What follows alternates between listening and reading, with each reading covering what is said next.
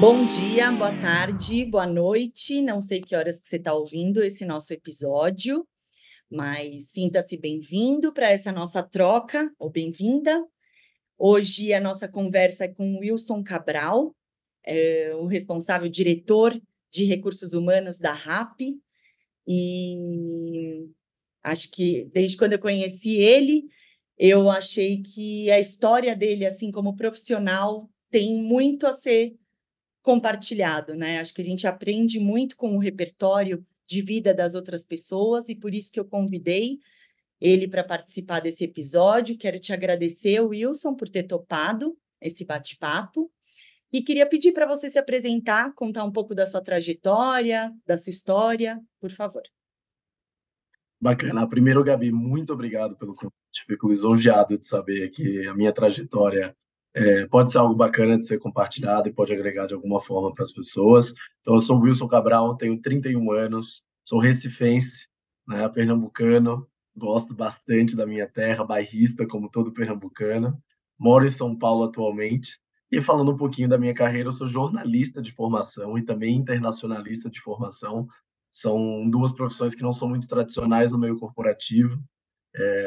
Eu falo que por exclusão, não por escolha, né? Testei várias coisas dentro dessas áreas. Por último, cheguei dentro de processo de trainee, entrei no universo corporativo e me encontrei, mas foi por tentativa e erro, não por uma predisposição muito clara e uma intenção muito óbvia desde o início do que eu gostaria de fazer. Então, de cara, uma mensagem que eu digo é que eu valorizo muito também a conclusão através do erro, né? Muitas vezes a gente quer ser super assertivo, né? Eu tenho que saber exatamente o que eu quero, em que momento eu quero.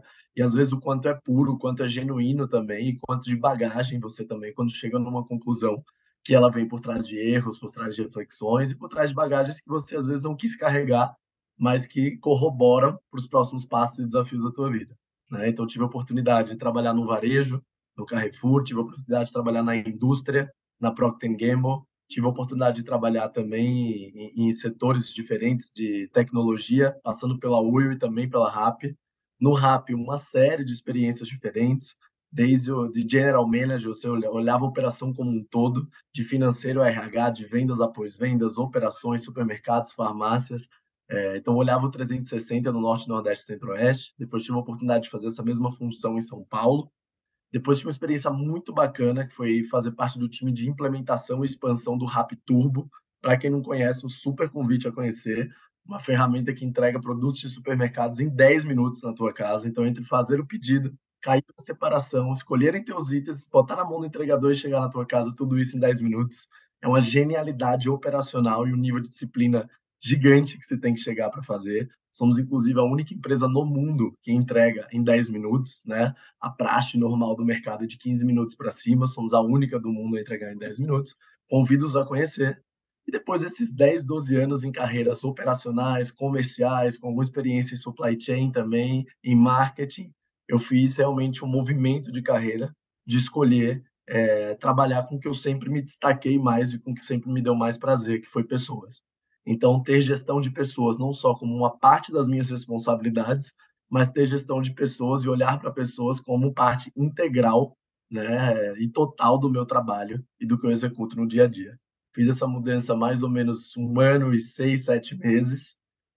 Posso dizer que foi uma mudança bastante audaciosa, não é muito comum no mercado, né? Tantas pessoas de RH que me receberam de braços abertos desse lado, quanto as pessoas que foram meus parceiros em vendas, em marketing, me vendo fazer esse salto ali. Foi algo que gerou, né, perguntas pelas pessoas, etc. Mas hoje, para mim, é uma grande certeza de um movimento super, super escolhido de estar mais próximo do que eu realmente considero que é o primordial dentro de qualquer empresa e o divisor de águas entre uma empresa entregar ou não entregar, suceder ou não suceder, que são as pessoas que estão dentro dela. Então, de forma genérica, né, um pouco da minha experiência e também já um pouquinho da minha crença e da paixão que eu tenho atual por trabalhar no time de pessoas. Perfeito, Wilson. Primeiro, só deixar registrado aqui, sou fãzaça do Rap Turbo, principalmente, assim, para ser bem prática, ontem, às 11 da noite, o meu noivo precisou assar pudim, porque enfim, uma das entregas dele também são Ele tem uma hamburgueria e ele faz os pudim, ele assa os pudins aqui em casa e acabou o alumínio. Os pudins já estavam na assadeira, já pronto, acabou o alumínio. Eu falei, ué, Rapturbo, qual que é a dúvida? Ele, o que eu faço? Rapturbo, em menos de 10 minutos está aqui. Ele, não, mas será? Dito e feito. Excelente. Excelente, assim, não tenho o que dizer.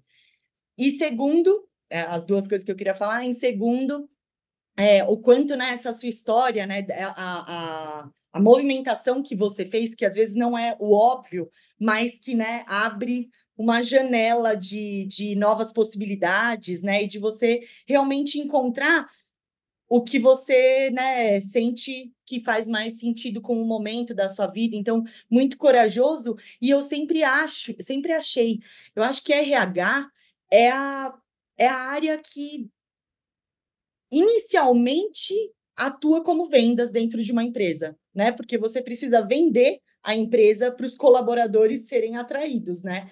Então, o quanto tem tudo a ver, né?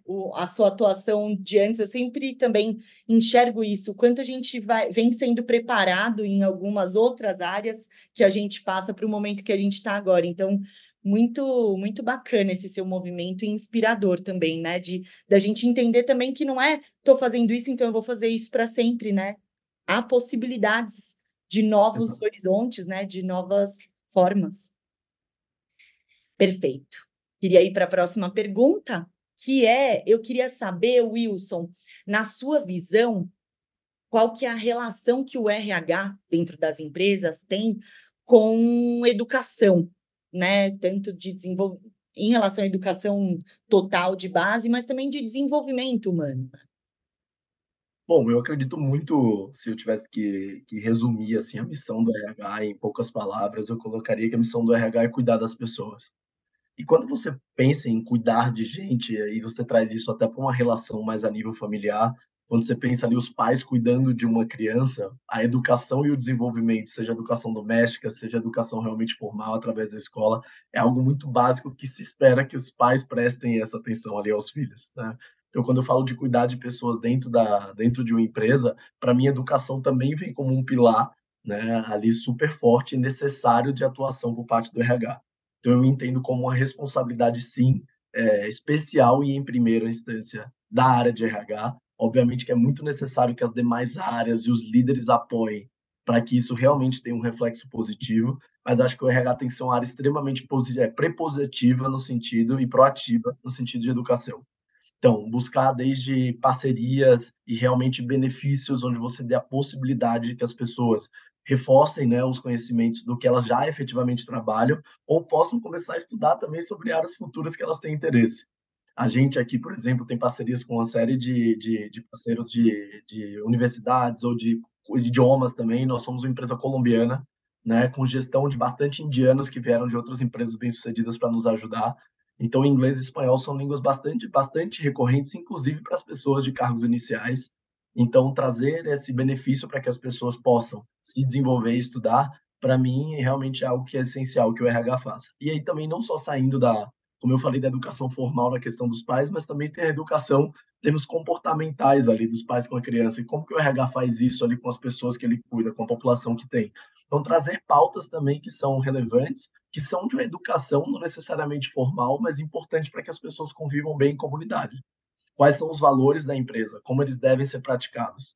O que é bem visto na empresa em termos de prática? O que não é aceito na empresa em termos de prática? Ou socialmente mesmo, o que não deveria ser aceito, né? Então, trazer esse nível de debate, trazer esse nível de consciência, essa evolução não só técnica, como também pessoal para as pessoas, eu acho que tem total a ver educação com RH.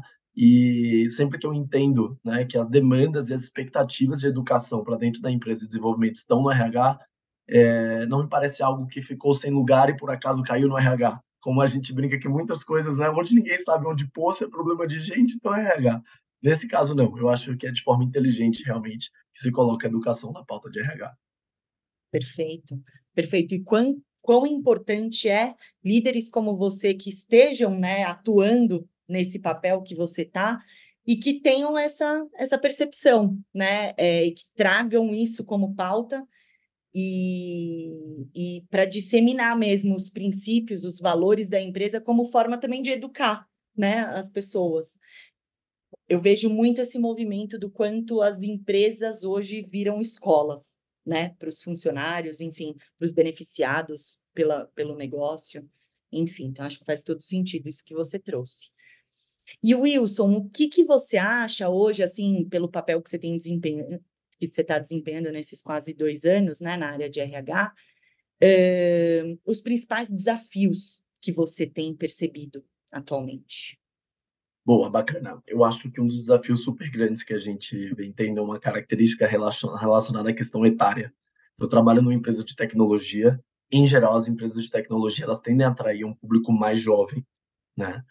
E quando a gente fala de diversidade, não significa só a inclusão das pessoas mais novas como primeira oportunidade. Significa também não ter nenhum tipo de preconceito ou barreira para que pessoas com idades superiores também façam parte e corroborem para dentro do projeto, né? Então, eu acho que a gente já entra um pouquinho numa pauta realmente até de diversidade de uma maneira geral, que é um desafio nas empresas de tecnologia, até por uma questão de formação. Muitos dos cursos de tecnologia eles são recentes, né? E sendo recentes, tem mais pessoas que começaram nesse curso do que migraram de carreira com idade mais avançada. E quando a gente fala de ter uma população, né, dentro da empresa muito mais jovem, a gente fala também de uma população que é de outro momento de uma geração, que tem tudo à mão, que a resposta é rápida. Eu tenho uma dúvida, eu pergunto para o Google, ele diz na hora, não sei onde algo fica, eu coloco no Waze e eu consigo chegar no lugar. Então as coisas são muito rápidas ali. E a gente sabe que para ter uma construção sólida de projetos dentro da empresa, demanda-se tempo. Demanda que você entre, que você entenda a cultura da empresa, que você entenda os dados, que você entenda o mercado, que você entenda a concorrência, para que então você desenhe um plano, para que então você execute o plano, para que então você trabalhe em cima do plano para que ele seja bem sucedido, né? Então, tudo isso leva um tempo. Quando a gente fala de populações mais novas, é normal que sejam populações mais dinâmicas. Então, são populações também que, cara, querem experimentar novas empresas, novas áreas. Dá 6 meses que estão contratados, às vezes, já falei, gente, já estou 6 meses nessa vaga, qual é o meu próximo desafio? E, por um lado, a gente entender como que a gente respeita que isso é uma nova configuração social e tem uma característica dessa nova geração, e a gente traz desafios e sensação de evolução e de dinamismo constante, mas também sem fazer uma rotatividade tão grande ali de áreas ou de pessoas que não permitam a construção sólida do que a gente precisa para, de fato, desenvolver a empresa. Então, esse é um grande desafio que a gente tem em como que a gente atrai, né, talentos para dentro da companhia, mas como que a gente retém também. E retém, cara, não só estando aqui dentro motivado e com vontade de fazer a diferença. Então, esse é um super desafio. Um segundo desafio que eu falaria é a questão da cultura, né? Cultura, a gente debate muito sobre, cara, o que é a cultura da empresa, o que que a gente gostaria que as pessoas praticassem. Mas como que a gente faz isso chegar na ponta mesmo, quando a gente fala de distâncias geográficas grandes? Como que eu falo com o meu time que está lá no Rio Grande do Sul, ou que está em Fortaleza, super distante de São Paulo? Num grupo de pessoas que às vezes são 10, 5 pessoas só, e não um grande escritório com 800 mil pessoas em São Paulo, onde você tem paredes, logo, as mensagens, os valores da empresa desenhados na parede, eventos presenciais, o que tudo reforça a cultura. Como gerar essa cultura para os desenvolvedores que trabalham remoto? Como que eles se sentem parte da empresa e praticam no dia a dia do seu trabalho o que se espera se eles não estão ali conjuntamente? Então, o desafio ali da geografia, o desafio do remoto e do presencial, descer cultura com qualidade de fato para todas as populações da empresa é um grande desafio que eu vejo. Não só para mim no RAP, mas como eu vivo discutindo com vários colegas também, que é um desafio que eu acho que é uma constante. Eu acho que é aquele desafio que você nunca chega, sabe? Você percebe que você foi mais longe evoluiu, mas parece que a estaca 100, assim, 100% concluído, parece que nunca vai acontecer. É algo sempre vivo. Então, sempre que você evolui um pouco mais, você vai percebendo mais oportunidades de fazer. Esse é o segundo grande desafio. E Wilson, como esses dois pontos que você trouxe se conversam, né? Porque a gente vive hoje um momento onde 5 gerações estão trabalhando na mesma empresa, né? Então, como que eu faço para engajar, para comunicar, né? Para fazer os comunicados, né? Enfim, os direcionamentos chegarem nas pessoas que são de idades diferentes, de contextos diferentes, né? Que têm visão de mundo diferente. Imagino eu o desafio dos líderes de RH de como engajar, como deixar claro, né, e coesa. E aí é que conversa muito com o segundo ponto que você trouxe em relação à cultura, né? Como deixar isso sedimentado, né?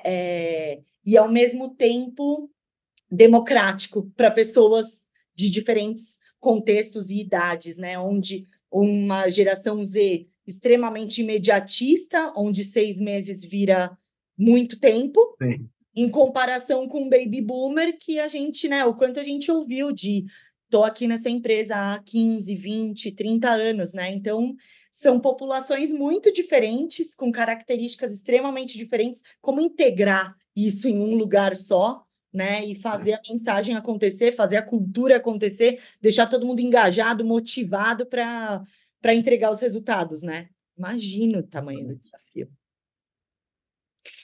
E por fim, Wilson, eu queria que você dividisse com a audiência e comigo alguma dica, né? O que você deixa assim de direcionamento, o que você leva como crença para você e queira compartilhar com outros líderes de formas de transformar o RH, né, das empresas onde cada um atua, um RH mais humanizado, né? Que eu acho que esse é o grande desafio, né? Hoje em dia também, né? O grande não, né? Mas um dos como transformar esse RH menos engessado possível e mais humanizado. Perfeito, muito legal. Ontem, inclusive, tive a experiência de assistir a palestra do Dr. Saraiva, que é o fundador do Habib's, né, um português que é médico, que fundou um delivery de fast food árabe, né? Então, uma série de coisas ali não tão óbvias. Tive a oportunidade de assistir a palestra dele e trago um insight do que ele falou ali na palestra, basicamente, que ele falou: todo mundo deveria ser comerciante, independente da área que ocupa, né? Então, não só áreas comerciais deveriam ter o perfil comerciante, como todas as outras áreas. E aquilo me deixou com interrogação, e aos poucos ele foi desenvolvendo. Ele me disse porque o comerciante, ele gosta de servir. O comerciante, ele quer agradar e deixar o cliente feliz. E cliente seja interno ou externo. Ah, Wilson, mas você hoje é do RH, você não tem cliente? Tenho 1.600 funcionários, são todos meus clientes internos, né?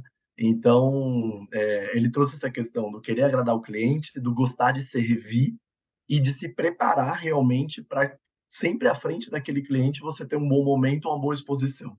Então, depois, até voltando do que você falou lá atrás, é engraçado como experiência prepara para outra, né? E aí eu uso bastante o que eu usei dos meus 10, 12 anos de carreira comercial, hoje dentro do RH, no meu atendimento de pessoas também, né? Então, acho que a primeira dica que eu daria para as pessoas que estão em RH é, cara, somos uma área que presta serviço. Somos uma área também de suporte ao negócio. E quando a gente fala de suporte, não existe uma hierarquia de importância, né? Mas é de fato uma área que presta suporte para algum core que a empresa desenvolve. E para a gente ser essa área de suporte, a gente tem que ser capaz de fato suportar essas pessoas, desde o ponto de vista subjetivo até do ponto de vista objetivo. Então, ter prazer em ajudar, né? Eu percebo que muitas vezes durante o dia, às vezes chega bastante problema pontual ali no RH, vários durante o dia, etc. Mas no final do dia, quando eu consigo resolver, endereçar e as pessoas ficam gratas, elas te agradecem: poxa, Wilson, eu estava dias tentando resolver isso. Poxa, Wilson, meu filho precisava tanto dessa sessão do plano de saúde, que bom que a gente conseguiu. E o quanto aquilo me preenche. Então, a dica que eu dou para as pessoas é, cara, RH tem que ser uma área que, se você está lá, é para servir, né? Que você tenha essa predisposição, assim como você vê as áreas de saúde, né? Como ser área de saúde sem ter esse carinho pelo cuidar do outro, sem ter esse olhar pelo outro? Então, RH também é uma área de serviço, é uma área de cuidado. Então, se você não tiver esse prazer em servir, esse prazer em resolver o problema do outro, em mitigar o problema do outro, em dar um direcionamento, em melhorar o dia de alguma forma, fica muito difícil fazer um RH humanizado ali. E nada, o fato de ser humanizado impede que seja um RH também extremamente efetivo do ponto de vista numérico. Óbvio que eu vim de vendas, trouxe bastante da dinâmica de vendas, de check-in, check-out, metas claras, numéricas, OKRs, ranking de desempenho para dentro da equipe, trouxe muita coisa também de vendas, mas isso em momento nenhum tira a capacidade ou o direito, né, da gente exercer isso com muito humanismo ali frente a todos os nossos clientes externos e parceiros externos que a gente possui também. Então, acho que a grande dica, e também que eu deixo um pouquinho sobre gestão, né? Agora saindo um pouco de RH, é uma dica que eu deixo de gestão. Eu lembro que aos meus 21 anos eu era trainee do Carrefour e meu trainee deveria ter demorado 1 ano e meio. Quando deu 6 meses que eu estava de trainee, a própria empresa passou por uma necessidade, né? Onde ele precisou pegar parte dos trainees que já estavam um pouco mais avançado no processo e dizer parabéns, vocês estão mandando bem, a gente já precisa de vocês como gerentes. Eu lembro que aos meus 21 anos eu ia assumir uma equipe super grande, sendo que eu nunca nem tinha tido um estagiário. Então eu virava para o meu chefe e falava, cara, eu fico feliz que você confia no meu potencial, mas acho que você confia mais do que deveria, talvez, ou mais que eu, assim. Como que eu vou gerir pessoas? Eu nunca tive essa experiência, etc. E ele me falava, Wilson, a gente tem que zelar muito pelo fato de que as pessoas são diferentes. Mas em 95% dos casos, se você tratar as pessoas como você gostaria de ser tratado, você tende a acertar. Então, na dúvida, né, isso não é ego, porque o mundo parte de você, mas é que existe um bom senso coletivo. Então, se na maioria dos casos você não souber o que fazer, você como você gostaria de ser tratado num feedback, num momento de atraso, num momento de doença na família, num momento de pressão por resultado, né? Num momento de uma falha grotesca que afetou ali a visibilidade da equipe. Como você gostaria de ser tratado? Trata as tuas pessoas assim, você tende a acertar muito mais do que errar. E aos poucos tu vai conhecendo tua equipe. Aí, além de pensar o como você gostaria de ser tratado, você vai ter a capacidade de também pensar, né, com aquele tempero daquela pessoa que você conhece, como também seria a melhor forma em específico para aquelas pessoas. E assim foi, né? E com muita insegurança ali no começo e etc, mas apegado muito a isso, eu consegui ter sucesso em vários pontos da minha carreira, majoritariamente pro fato de gestão de pessoas. Obviamente que tecnicamente me desenvolvi, corri atrás, mas gestão de pessoas foi sempre o ponto que me fez realmente suceder e conseguir entregar resultados e ser reconhecidos. Então acho que, do ponto de vista de RH, eu deixo essa mensagem, do ponto de vista de gestão, eu deixo essa mensagem para as pessoas também. Perfeito, perfeito, Wilson, faz todo sentido.